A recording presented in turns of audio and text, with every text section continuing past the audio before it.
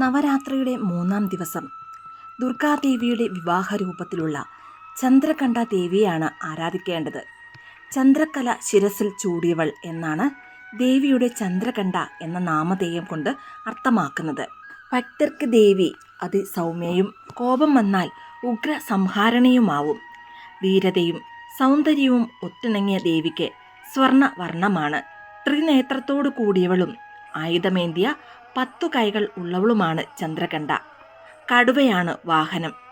സർവശോഭയോടുകൂടിയുള്ള ദേവിയെ ധ്യാനിച്ചാൽ എല്ലാ നെഗറ്റീവ് ഊർജങ്ങളും പ്രശ്നങ്ങളും അകന്നു പോകുന്നതാണ്. ഹൈന്ദവ വിശ്വാസപ്രകാരം ശുക്രനെ നിയന്ത്രിക്കുന്ന ദേവതയാണ് ചന്ദ്രകണ്ഠാദേവി.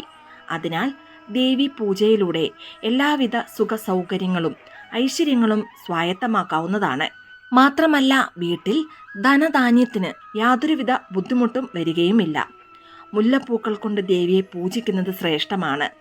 നവരാത്രിയുടെ 3-ാം ദിവസം ചന്ദ്രകണ്ഠ ദേവിയെ പ്രാർത്ഥിക്കുവാനുള്ള മന്ത്രം ഇതാണ്: പിണ്ടച പ്രവരാരൂഢ ചണ്ഡ കോപാസ്ത്ര കൈരുത പ്രസാദം തനുതേ മഹ്യം ചന്ദ്രകണ്ഠേതി വിശ്രുത.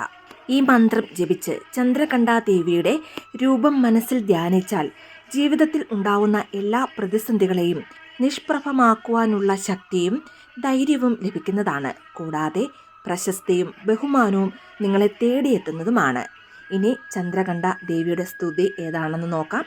യാ ദേവി സർവഭൂതേഷു മാ ചന്ദ്രകണ്ഠ രൂപേണ സംസ്ഥിത നമസ്തസ്യേ നമസ്തസ്യേ നമസ്തസ്യേ നമോ നമഃ.